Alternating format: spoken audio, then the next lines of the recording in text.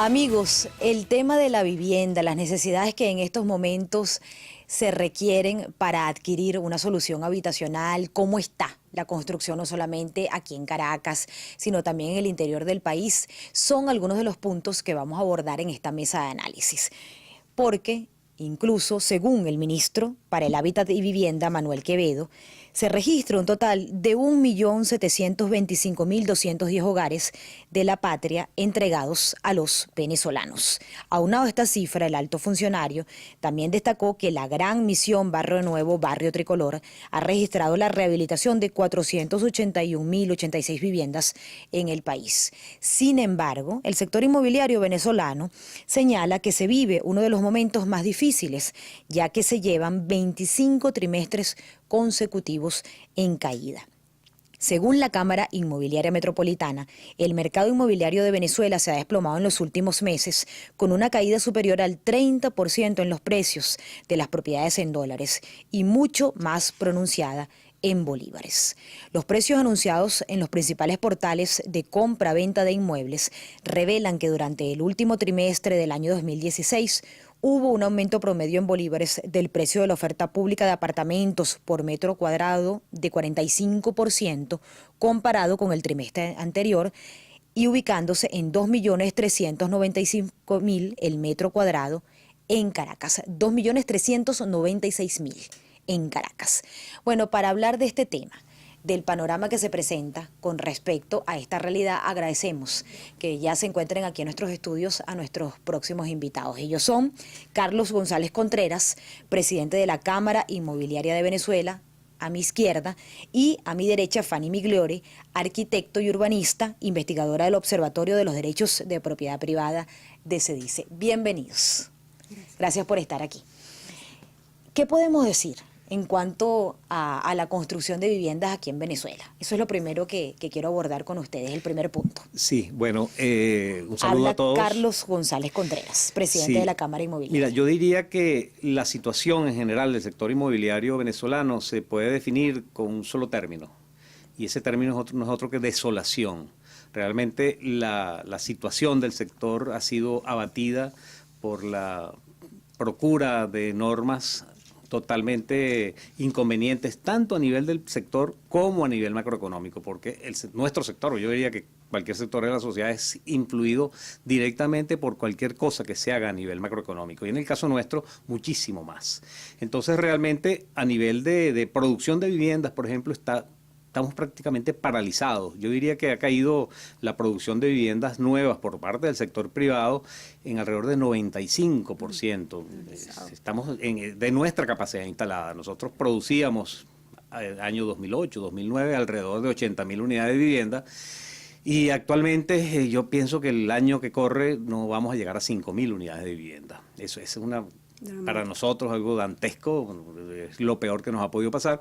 Y a nivel da un poco de risa las cifras de la Gran Misión Vivienda, porque también el sector público está paralizado, no se están produciendo viviendas. Por supuesto, no esa cifra de 1.700.000 a la cual nunca llegaron, pero es que tampoco. Hay una cantidad enorme de proyectos paralizados en todo el país de la Gran Misión Vivienda de Venezuela. Ese, en términos de introducción, es lo que nos está pasando en el nivel de producción de viviendas. Si vamos a otros campos, por ejemplo, en el campo de arrendamiento, totalmente paralizado, simplemente la gente no desea alquilar sus viviendas, cuando es una solución en cualquier país del mundo, en unos más, en unos menos, países cercanos, en Colombia, prácticamente el 20-25% de nuestros amigos, de nuestros coterráneos viven en viviendas alquiladas, y es una solución. En Venezuela estábamos en alrededor de un 15%, esa cifra ha venido bajando y simplemente no va a poder subir mientras no haya una normativa nueva. ¿Cómo ha influido esta realidad en el comportamiento del venezolano? El mercado de alquiler está seco, la gente no está recurriendo a esa solución, al mercado secundario, y le consulto a Fanny Migliori, arquitecto y urbanista, qué está ocurriendo también con la adquisición de una solución habitacional. Mira, nosotros en el Observatorio de Derechos de Propiedad, y me agrada comentarte esto porque nosotros hemos llegado a una conclusión después de varios monitoreos hechos en cuanto al tema de la vivienda, que tiene mucho que ver con las políticas y las decisiones que ha tomado el gobierno en esa materia. Porque tú debes saber que la ciudad es el resultado de procesos sociales, de factores económicos, pero también de las decisiones políticas que toma el gobierno. Y con respecto a las mismas, en materia de vivienda, tenemos una cantidad de leyes que han impactado no solamente el derecho de propiedad de los venezolanos, sino también directamente en el resultado de cómo se vive y cómo funcionan las ciudades venezolanas hoy en día. Uno de los efectos más adversos que ha producido esta cantidad de leyes y de decretos que ha promulgado el gobierno a lo largo de estos años ha sido el abandono absolutamente de la idea de alquilar cualquier vivienda, cualquier terreno. Y eso es comprensible. Después de todo, los decretos, tanto la ley de arrendamientos como decretos contra los desalojos arbitrarios, hacen inviable cualquier posibilidad de pensar en impulsar este mercado. Los propietarios, de hecho lo vemos, prefieren cerrar sus casas y no alquilarlas porque corren el riesgo de ser prácticamente confiscados de sus bienes. Cuando se dictan medidas de adquisición forzosa, como en el caso de 2006 y de 2011, cuando sucedieron algunos eventos meteorológicos que llevaron justamente al gobierno a tener que buscar soluciones inmediatas para cubrir todo ese déficit habitacional que se había incrementado con la cantidad de damnificados resultado de estos eventos meteorológicos, se recurre a una serie de decretos que hacen posible que inquilinos que tenían, por ejemplo, más de 10 años ocupando algunos inmuebles, pues pudieran quedarse allí. Se decretan también adquisiciones forzosas de algunos inmuebles en el centro de Caracas, especialmente, que es el caso que hemos estudiado con mayor énfasis, y dejan en condición esos decretos, de invasores a quienes pasaron a ocupar esos inmuebles y en un limbo jurídico a los propietarios legítimos de esos inmuebles. Primero porque... ¿Qué ocurrió con los propietarios? Nunca se les pagó. En la mayor parte de los casos nunca se les pagó. Por lo tanto, ellos, teniendo una medida que priva sobre ese inmueble, no pueden vender sus inmuebles a los inquilinos, no pueden prácticamente ejercer sus derechos de propiedad. En el caso de los inquilinos, que no siguen pagando, que no le pagan a nadie, que no tienen reglas de convivencia, digamos, convencionales, como las que estamos habituados a conocer, ellos viven en condición prácticamente de invasores, son ocupantes ilegales. Entonces eso tiene efectos directamente en la ciudad, efectos que vemos en el descuido, en el abandono de esos inmuebles, efectos que nos arrojan la cara degradada, la cara gastada, la cara arruinada de las ciudades hoy en día en Venezuela. Eso fue un caso específico, el de la ley de arrendamientos. Pero además de eso, están las ocupaciones temporales de terrenos que luego sirvieron como soporte para la construcción de edificios de la Gran Misión Vivienda Venezuela, y en ese caso también se dio una situación similar porque a los dueños nunca se les pagaron sus propiedades confiscadas, pues no fueron expropiadas, y los edificios de la Gran Misión Vivienda Venezuela, vemos que a pesar de tener poco tiempo de construcción, presentan un estado de abandono y de deterioro que realmente es preocupante. Eso naturalmente también tiene recaídas en la ciudad y en el entorno. Nadie hoy en día desea vivir alrededor de un edificio de la Gran Misión Vivienda Venezuela. En el caso de el impacto que tiene esta caída en la construcción de nuevas viviendas, doctor Carlos González Contreras, ¿cuáles son las principales causas que han motivado a esta realidad? ¿Qué está pasando, por ejemplo, con la adquisición de materiales, que es quizás uno de los problemas fundamentales? Sí, por supuesto, la adquisición de materiales, la producción de materiales en general es un problema, pero yo diría que es un problema de los menos importantes. ¿Cuáles son los más importantes? Yo diría el problema fundamental aquí es la falta de confianza. Es la falta de confianza en el país, la falta de condiciones para realizar los proyectos, la falta de financiamiento. Para que ustedes tengan una idea, los promotores privados no podemos hacer viviendas que vayan más allá de unos 30 millones de bolívares. Me refiero, no podemos hacerlas con financiamiento. Es decir, el financiamiento de la gaveta hipotecaria, que incluye el 20% de la cartera de la banca, simplemente está negada para nosotros, porque las condiciones para poder acceder al financiamiento simplemente son inexistentes. Ya vamos para 3 años con la cartera hipotecaria. No se presenta ni un crédito. Los promotores inmobiliarios no presentamos ni una sola solicitud de crédito a la banca. ¿Por qué no presentan una solicitud de crédito? Porque los precios de venta a los cuales podemos vender simplemente no nos alcanzan ni siquiera para pagar en algunos casos el terreno. Entonces, por supuesto, no hay solicitud de crédito y fíjate lo que sucede. Al final, esta masa de dinero, al final del año, que debiéramos utilizar los promotores inmobiliarios para hacer las viviendas, es pasada al presupuesto ordinario del Ministerio de Vivienda. Para hacer no sé qué, porque no hay claridad en cuanto a lo que se hace con esos recursos, si van a la misión vivienda, si van a simple gasto administrativo, a lo que sea. Pero lo cierto es que no lo utilizamos nosotros para construir la vivienda que sabemos construir y que debemos construir. Eso es lo que está sucediendo. Fíjate, para que tengas una idea, el valor máximo de un crédito al cual puede acceder una persona, un solicitante, es de alrededor de 73 millones de bolívares. Fíjate la paradoja, ¿no? Una persona que va a adquirir una vivienda puede obtener un crédito de 73 millones, pero el precio de venta de la vivienda que yo produzco nueva está alrededor de 30, 40 millones de bolívares a lo sumo. Entonces, es algo paradójico totalmente. Pero, sin embargo, ese crédito, que podría ser una solución también, 73 millones de bolívares, realmente la gente que puede acceder a ese crédito son personas, grupos familiares que ganan alrededor de 20 salarios mínimos, que no necesitan el inmueble que se puede comprar con 73 millones de bolívares. Porque aquí en Caracas es inexistente. Quizás en el interior del país haya viviendas que se pueden comprar alrededor de 100 millones, 120 millones de bolívares, con lo cual un crédito de 73 millones de bolívares sería un apoyo interesante, un apoyo importante. Pero las personas que pueden pagar ese crédito, que está alrededor de 600, 700 mil bolívares mensuales, simplemente no desean una vivienda que cueste 100, sino una vivienda que cueste 300, que cueste 400. Y la banca privada no puede financiar para vivienda más de 73 millones de bolívares. ¿Qué han planteado ustedes? Esta situación ha sido elevada no solamente en reuniones con la banca, sino también con los propios representantes ejecutivos. ¿Es necesario entonces ampliar la gaveta hipotecaria? Yo diría que no.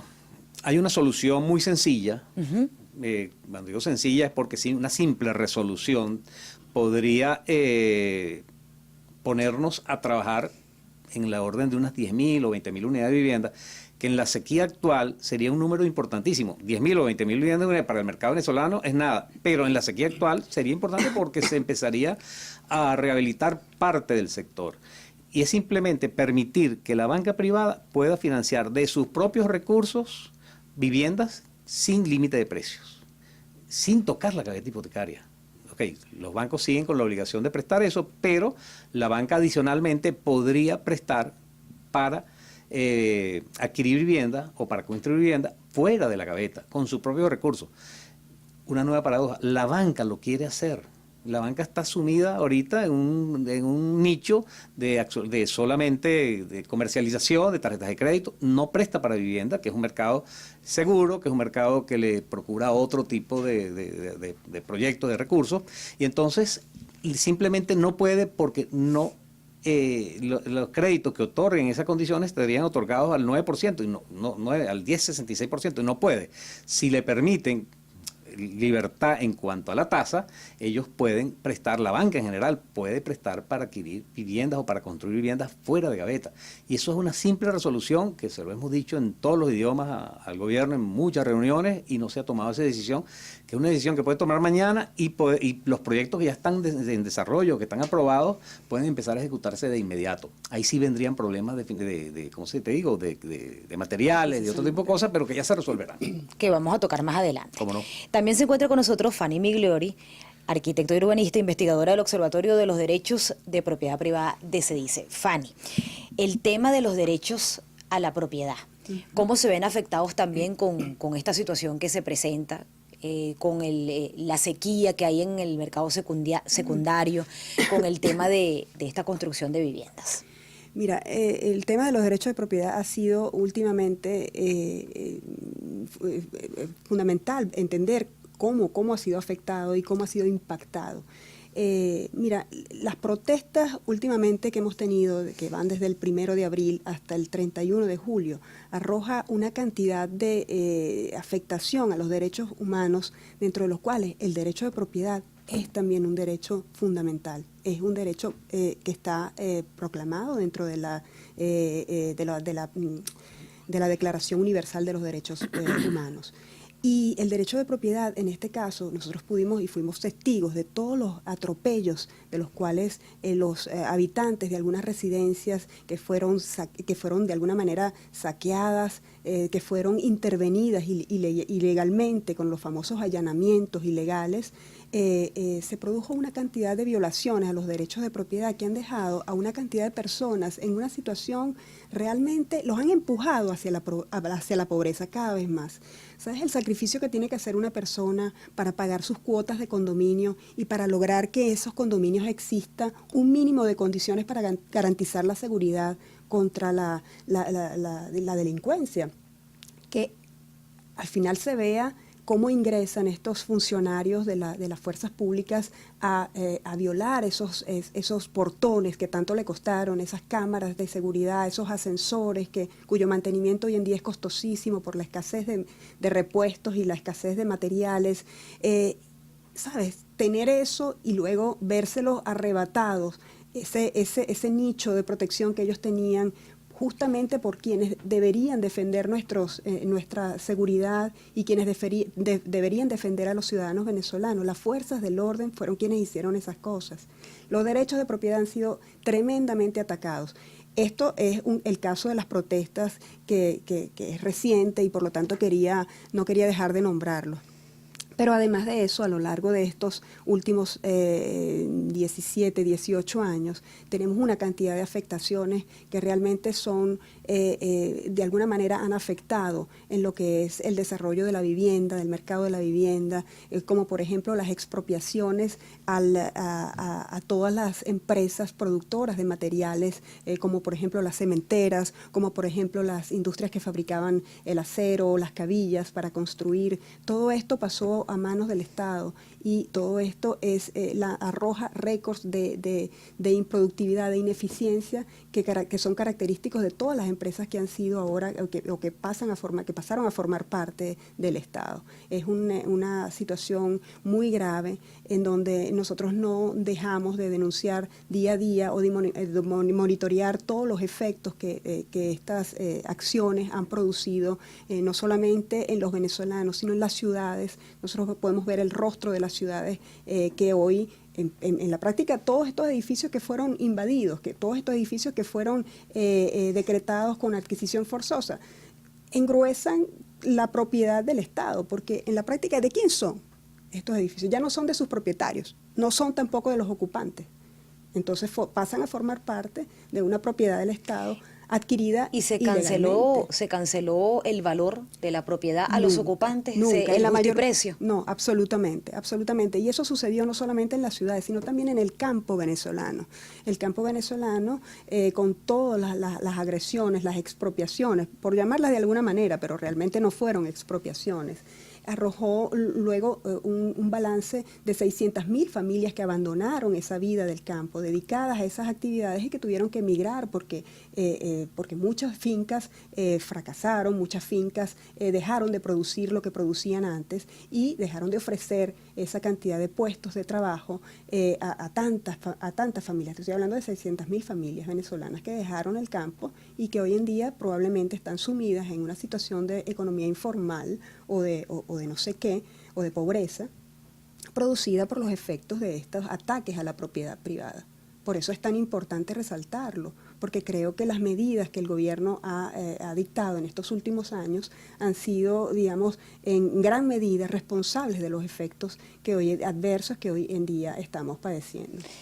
Fíjense, el doctor Carlos González Contreras, en su propuesta, decía que la actividad privada o el sector privado estaría dispuesto a garantizar una cantidad considerable de viviendas si se le dan las condiciones necesarias para tal fin.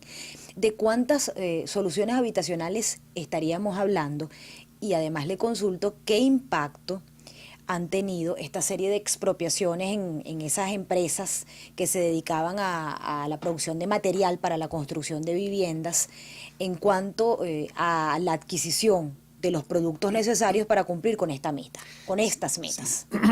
Empezando por allí en materia de expropiaciones, a nivel de las expropiaciones nuestras, de las expropiaciones del sector inmobiliario, se empezaron a producir alrededor de 2008, 2009, y prácticamente se acabó con todos los grandes productores de vivienda de Venezuela que hoy están haciendo vida en los países cercanos, claro, dando lo mejor de sí e invirtiendo su dinero en República Dominicana, en Colombia, Panamá, en México, en Estados Unidos, en Panamá. Entonces, eso por supuesto causó un daño terrible a la producción de vivienda, porque las personas que sabían hacer eso se fueron del país. Unos, tuvieron problemas legales aquí, algunas detenciones, otros simplemente tuvieron que salir huyendo. Eso en materia de, por supuesto, gran cantidad de terrenos confiscados, porque como bien me decías, no ha habido expropiación, no se ha cumplido con el proceso expropiatorio, porque ninguno de esos inmuebles ha sido pagado a sus propietarios, ninguno. En el tema de materiales propiamente dichos, en el tema de cabillas, en el tema de cemento, bueno, la expropiación del Sidor acabó con la producción de Sidor. Hoy actualmente Sidor está prácticamente paralizada. Se habla de un 10% de producción, que es nada. Y en materia de cemento también cayó vertiginosamente la producción de cemento, y se habla de una caída de entre un 30 y un 40%. No ha sido tan grave en cemento como en hierro.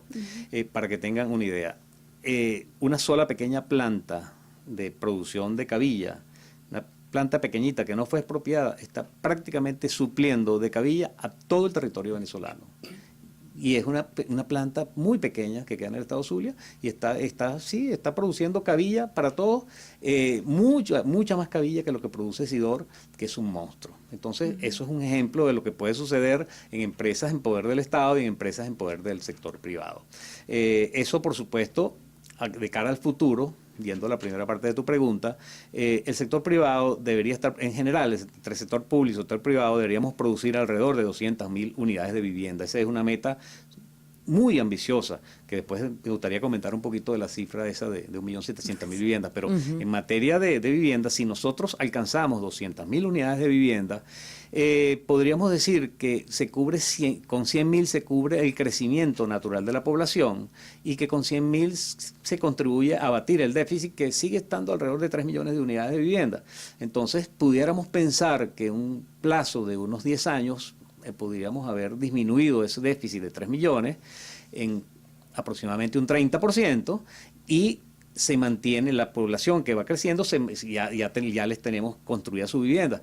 Y entonces, pero para lograr esa cifra de 200.000 unidades de vivienda, bueno, mira, la economía tiene que cambiar drásticamente. Tenemos que acabar con la inflación, tenemos que acabar con el descontrol fiscal. Señor Contreras, tenemos que hacer una pausa. Al regreso vamos a hablar con detenimiento de qué tendría que pasar en el país, cómo tendrían que cambiar las condiciones para realizar esa meta a la cual usted ha hecho referencia el día de hoy, de construcción de viviendas de la mano con el sector privado. Y además les dejo abierta también la interrogante de cuál es la situación en el interior del país con estas condiciones y la construcción de viviendas anunciada por el gobierno, concretamente la Misión Vivienda Venezuela. Hacemos una pausa y al regreso continuamos hablando sobre este tema. No se vayan. Reconocer al país en nuestro prójimo. 31 millones